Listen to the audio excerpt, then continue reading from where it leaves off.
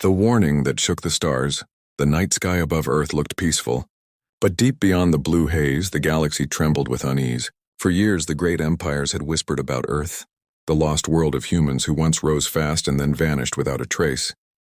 To the Galactic Council, Earth was a rumor, a story for children, something that no longer mattered, but then it happened. A pulse of unknown energy burst from the solar system. It spread through the void like a shockwave, bending sensors and breaking satellites on distant moons. In the command halls of the Zathar Dominion, alarms screamed. The energy signature was human, impossible yet undeniable. Admiral Vorath, the supreme commander of the Dominion fleet, stood before a wall of holographic stars. His scaled hands tightened around the railing. "Earth dares to wake again," he hissed. Around him, his officers laughed. "A dead world cannot fight back," one sneered. But the Admiral's eyes glowed red. "Then we will remind them of their place," he said. Within hours, fleets began to move. Hundreds of battle cruisers turned toward the small blue planet at the edge of the spiral arm. The invasion was named Operation Silent Ash. Their goal was simple: erase humanity before it rose again. Meanwhile, far away on Luna Base 7, Lieutenant Mira Hayes watched her radar blink in disbelief. Small points of light multiplied across her screen. Forming a wave of incoming ships, she tried to contact Earth Command, but interference crackled through every channel. "Command, do you read? We have a mass drive signature approaching. Hundreds of ships," she said. Her voice trembled, but no answer came. She turned to her small crew. "Send a direct laser message to Earth, Priority 1. Tell them the stars are moving." The technician stared at the display. "Lieutenant, those aren't cargo convoys," he whispered. "They're warships." Back on Earth, in the underground city of New Geneva, Commander Alara Kane stood before the Defense Council. The emergency lights bathed the room in red. "We are not ready for a full-scale war," one minister shouted. "Our colonies are silent, our fleets are gone." Alara's voice cut through the panic. Calm but cold. "We are not unarmed," she said. Pressing a key on her wrist console, a hologram appeared, showing a blueprint older than any of them had seen. Project Fury, humanity's final safeguard. A system buried deep beneath the oceans, powered by the Earth's core. "You said these were myths," another minister gasped. Alara looked up. "They were," she replied, "until tonight, far above the planet. The first wave of alien ships broke through the asteroid belt. Their formation stretched like a storm across the stars. The Zathar Admiral smiled as his fleet approached Mars' orbit. "Soon the blue world will burn," he said. His communications officer reported. No resistance detected. But then the stars flickered one by one. Alien ships began to lose power. Shadows rippled through space. Invisible currents twisting like dark waves. "What is this?" the Admiral roared. "Status report." Deep under the Pacific Ocean, something ancient stirred. Massive doors of black titanium began to open, releasing columns of air and light. The water boiled as a machine the size of a mountain awakened. Its hull gleamed with symbols of a forgotten age. Titan-class warship Valhalla. Its AI core spoke for the first time in centuries. Systems online, humanity detected. Threat level maximum. Alara Kane watched from the command tower as seismic readings spiked. "They found us," her assistant whispered. "Good," Alara answered. "Now they will remember us." The Valhalla rose slowly from the sea, water cascading off its armored sides. Thunder rolled across the continents. Civilians looked to the horizon, seeing the impossible. An ocean splitting open and a fortress of light ascending to the clouds. On the moon, Lieutenant Mira Hayes received the activation code from Earth. Her screen flashed with a single message: Project Fury engaged. She whispered the words like a prayer. "May the stars protect us." The alien fleet began its bombardment. Thousands of plasma bolts streaked toward Earth. The sky lit up like fire, but before they could hit, a blinding shield erupted from the planet's surface. Every blast vanished against the shimmering barrier. The aliens' laughter died in their throats. The Zathar Admiral slammed his fist. "Impossible! No world has this technology," he shouted. His officers tried to retreat, but gravitational fields locked their ships in place. "Something is pulling us in," one cried. Then the Admiral saw it. The human warship emerging through the storm. Glowing like a sun, the Valhalla opened its weapon bays, thousands of cannons aligning as one. Its AI spoke again, voice calm. "Target acquired." A moment later, the sky ignited. The first shot from Earth's defense tore through 3 capital ships in a single beam. In every corner of the galaxy, sensors detected the blast on distant worlds. Children looked up and asked their elders why the stars seemed to blink. At the Galactic Council, chaos erupted. Who fired that? Was that a nova? No. It came from the Sol system, back on Earth. Ilara watched the live feed as the alien fleet broke apart. The once invincible Dominion ships scattered like dust. She turned to her crew. "Send this transmission to all frequencies," she said. Her voice was steady. "This is Earth Command. To any who listen, we are awake." Silence followed across the galaxy. Then the council speaker whispered, "They warned us about humanity's wrath." And far away, deep within the burning wreckage of his fleet, Admiral Vorath glared at the blue planet that refused to die. "So," he growled, "the monsters of legend still live." The stars shimmered quietly. As if holding their breath, the galaxy had struck Earth, and now it had seen the first spark of humanity's fury. The sleeping giants of Earth. The smoke over Earth had not yet cleared, but across the oceans and mountains a strange calm had settled. The people of Earth looked up, not in fear but in awe. For the first time in generations, they saw something rise from the sea that was not a storm but salvation. The Titan-class warship Valhalla floated above the waves, its massive cannons glowing faintly like the eyes of a god. Commander Ilara Kane stood on the observation deck of the Pacific Command Center, staring at the screens that showed the entire planet. "Status of the enemy fleet?" she asked. Her officer replied, "Half destroyed, half retreating. Admiral Vorath's flagship is still active." Ilara nodded slowly. "Then this is not over," she said. In the shadows beneath the ocean, other sleeping giants began to awaken. Ancient machines built long before Earth's silence, hidden under ice, sand, and sea. Their names were whispered through classified files. Erebus, Nemesis, Hyperion. Each was a Titan-class ship designed for one purpose: to protect humanity if the stars ever turned against them again. Deep in the Arctic, the frozen wastelands cracked open as the Erebus began to stir. Glaciers shattered, waves thundered, and the metal Titan rose into the freezing wind. Its engines lit the sky with blue flame, sending a signal into orbit. The code was old, older than any living human, but it was clear. Earth Defense Grid, Phase 2, active across the solar system. Satellites that had been silent for centuries came back online. One by one, they turned toward the stars, forming a shield around the planet. The galaxy was watching, but it no longer laughed. The once quiet blue world now glowed like a fortress on Luna Base 7.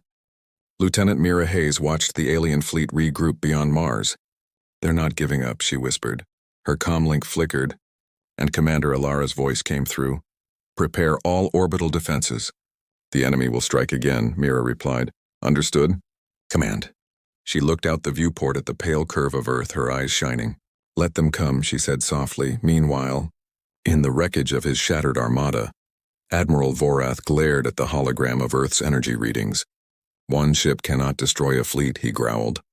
His scientist trembled. "Admiral, it was not one ship. It was many.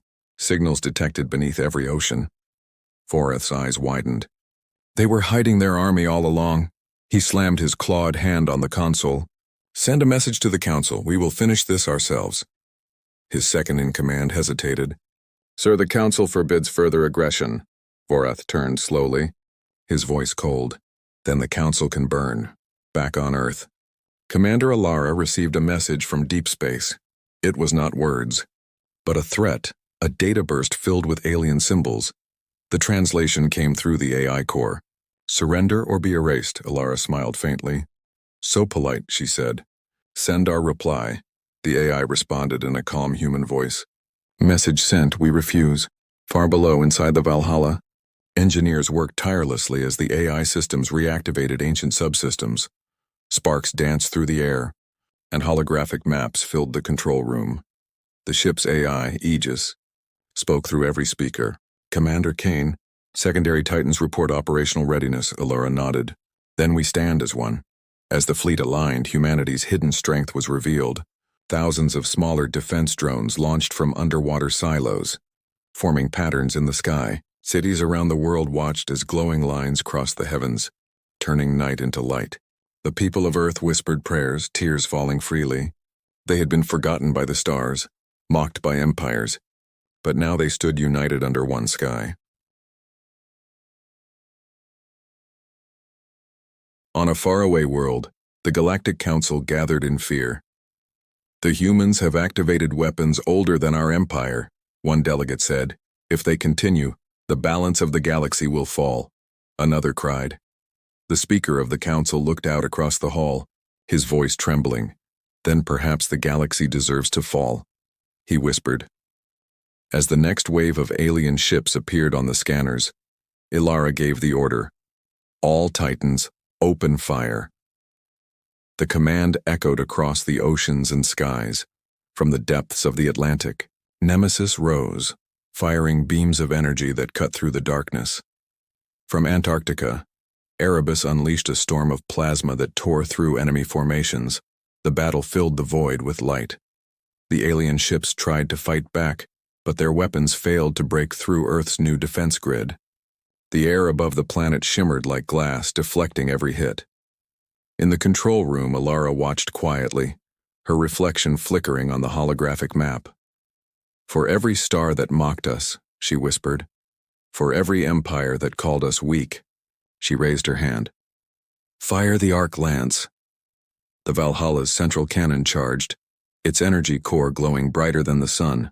A beam of white fire shot through space, striking the enemy flagship directly. The explosion turned the darkness into daylight.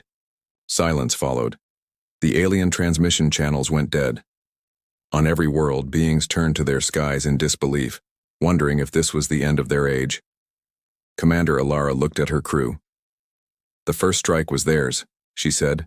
The next move is ours. As the dust settled over the planet, the AI's voice echoed softly through the speakers. Enemy presence decreasing. Systems stable.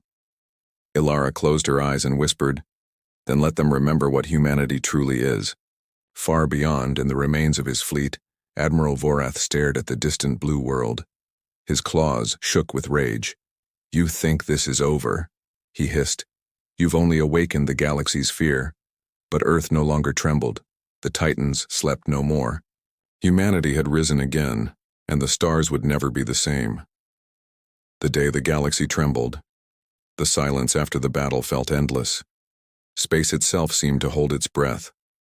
The smoke of broken ships drifted through the void, glowing like ghostly clouds. Earth's blue light shone brighter than ever, not as prey but as power reborn. Across the stars, every empire that once mocked humanity now stared at the screens in disbelief. On the Galactic News Network, reporters stuttered as they spoke. The human world has survived. The Zathar fleet is gone. Billions watched the broadcast, their faces pale. For the first time in centuries, fear did not come from the humans. It was of the humans, in the Galactic Council's great chamber. Leaders argued and shouted. They should not have such weapons, one cried. They will destroy us all. Another screamed. The speaker raised his trembling hands. Silence, he said. We brought this upon ourselves. The council ordered the attack. Now the monsters we created have awakened. Admiral Vorath's broken flagship drifted near Jupiter's orbit. His armor was scorched, his fleet scattered. Pull what's left of our ships, he ordered. His second-in-command looked defeated. Admiral, the humans have blocked all hyperspace exits. Vorath's voice turned low, filled with hate. Then we fight until nothing remains. On Earth, Commander Ilara Kane stood in the command tower surrounded by flickering screens. Damage report, she asked. Minimal, her officer replied. Valhalla and Nemesis sustained surface burns, no structural loss. Ilara exhaled slowly. Then it begins, she said. At her command, every Titan warship turned its weapons outward. Their scanners locked onto retreating alien fleets. Humanity would not hide anymore. Set course for the outer rim, Ilara ordered. They struck first. Now we answer. Deep inside the Valhalla, the AI Aegis pulsed with golden light. Commander, activation of extended jump drive confirmed. Engage, Ilara replied. The entire fleet shimmered and vanished into a storm of light. Moments later, hundreds of alien ships near Saturn's rings saw flashes of blue energy appear before them.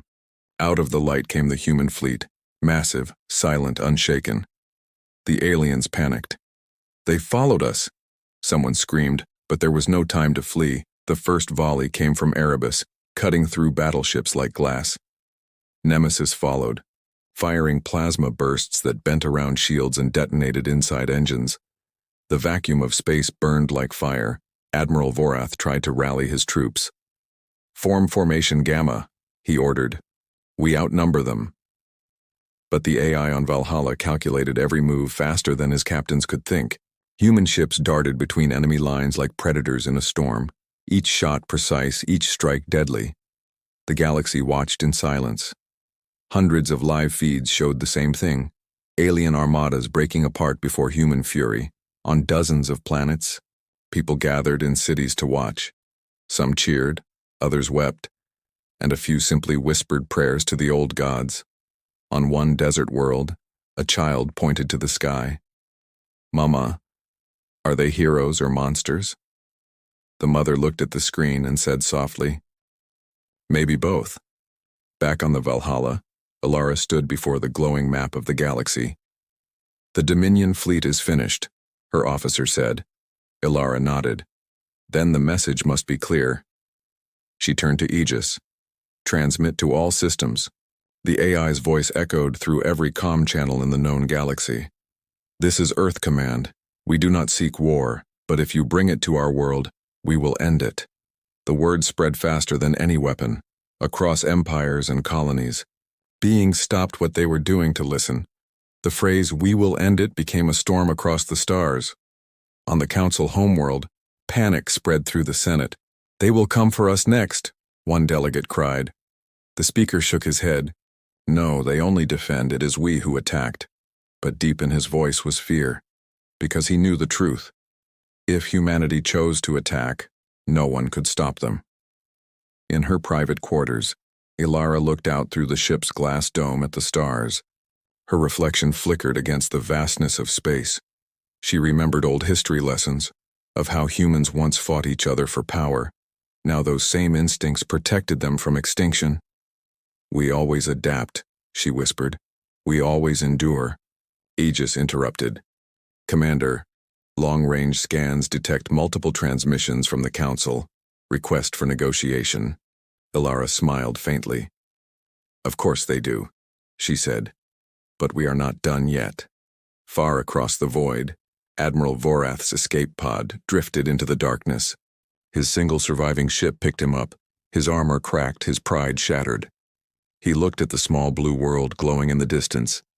"You cannot hold the galaxy forever," he whispered. "One day, we will rise again." His voice was carried by dying comm signals, lost to the void. But deep inside every alien heart, his words echoed, fear mixed with defiance. Back on Earth, the Titans returned home through shimmering blue clouds, descending into the oceans that birthed them.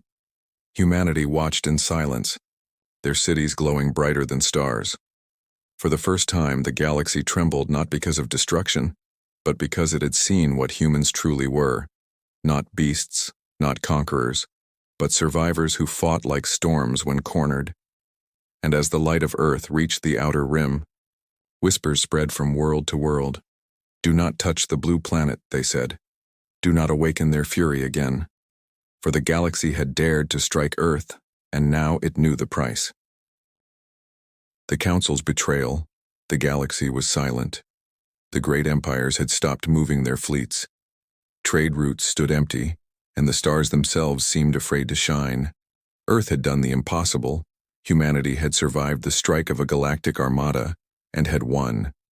But peace never lasts long in a galaxy built on fear. In the shining halls of the Galactic Council, whispers filled the air. The delegates of 100 worlds gathered under the dome of light. Each spoke in hushed voices about Earth, about the Titans, about the war that had shattered the Dominion fleet. The speaker, a tall being of glass-like skin, stood before them, his voice calm but cold. "We made a mistake," he said, "but humanity is now a greater threat than ever before." An old general from the Archile Empire slammed his clawed hand on the table. "They must be destroyed before they rebuild," he growled. "If they unite, they will rule the stars." Another delegate hissed. Their ships tore through fleets older than civilization itself. What weapon could stop them now? The speaker leaned forward. We will not fight them openly, he said.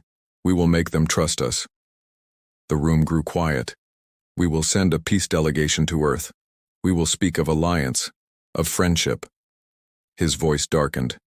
And when they lower their shields, we strike. At that moment, far away on Earth, Commander Ilara Kane stood on the command bridge of the Valhalla, watching the deep space transmissions flicker across her screen. Incoming message from the Council, her officer said. They request a diplomatic meeting. Ilara frowned. Now they want peace, she whispered. The AI Aegis spoke softly. Probability of deception, 87%. Ilara smiled faintly. Then let's hear what they have to say. A week later, the Council delegation arrived in orbit. A fleet of silver ships carried ambassadors and envoys. Their words were sweet, their promises bright. They spoke of unity, of rebuilding the galaxy together. They offered technology, trade, and a seat for humanity among the stars. Ilara listened in silence, her expression unreadable.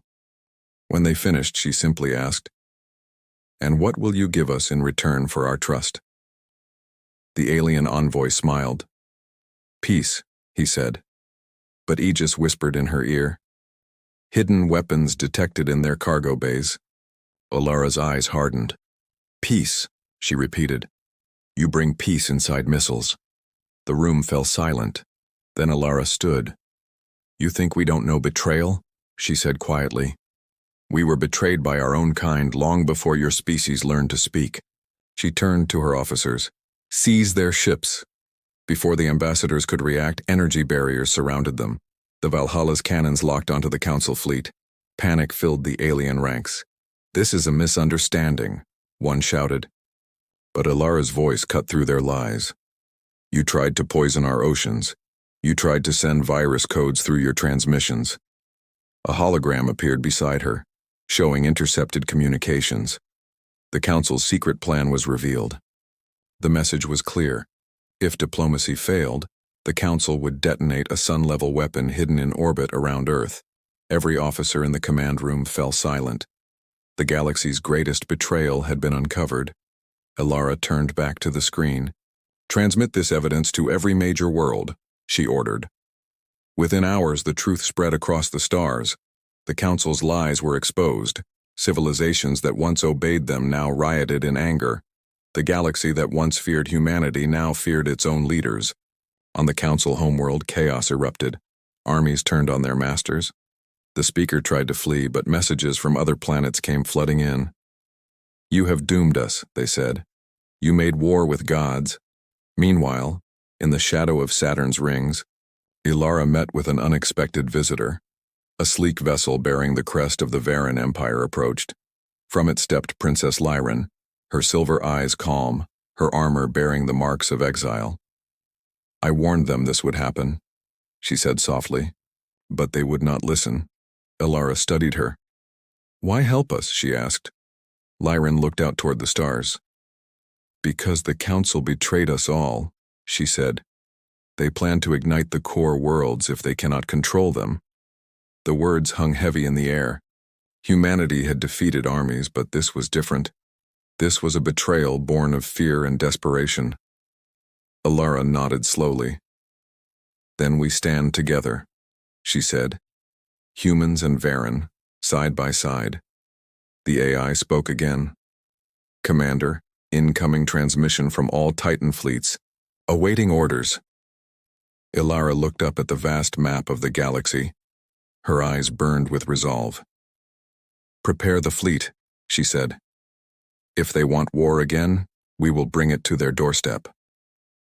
As the Titans powered up, oceans roared, mountains trembled, the night sky above Earth filled with streaks of light as warships rose once more. Humanity would not wait for another attack. They would end this on their own terms. Far across the void, the speaker watched from his fleeing ship. "They will come for us," his aide whispered. The speaker closed his eyes. "Yes," he said, "and the galaxy will burn for what we have done." The stars began to shift, signals from Earth spreading like wildfire through the void. Every species listened. Every empire held its breath. Humanity's message was simple. The time for fear is over. As the Titans vanished into hyperspace, the galaxy knew the storm had returned. Humanity was coming, and no wall of lies could stop them now. Humanity's fury unleashed. The stars were no longer peaceful. From every corner of the galaxy, lights of war began to rise.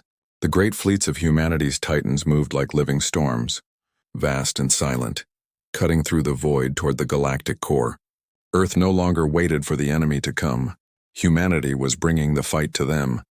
Commander Alara Kane stood on the command bridge of the Valhalla, her face calm, her eyes hard as steel. Before her stretched a holographic map glowing red with enemy positions. Thousands of council ships surrounded the core worlds, desperate to protect what was left of their power. "All fleets ready," reported her officer. "Awaiting your command," Alara took a slow breath. "For every lie they told," she said. "For every life they destroyed." Her hand hovered above the console. "Today the galaxy learns who we are." The fleet surged forward. The Valhalla, Nemesis, and Erebus led the front lines, their engines burning blue fire behind them. Millions of drones followed like silver wings, forming waves of light that filled the blackness. At the Council homeworld, alarms blared across the sky. "Human ships approaching fast," cried a voice. "All defense systems online." The speaker watched from his tower, his face pale. "They are too many," he whispered, as humanity's armada entered orbit. The first battle began. The alien fleets opened fire, filling the void with blazing plasma, but humanity's shields shimmered like glass, bending the light and turning every shot aside. Then came the answer. A single command from Alara: return fire. The Titans unleashed their fury. Beams of energy brighter than suns cut through enemy lines. Entire fleets vanished in a heartbeat. Shockwaves rippled through space, tearing apart asteroids and moons.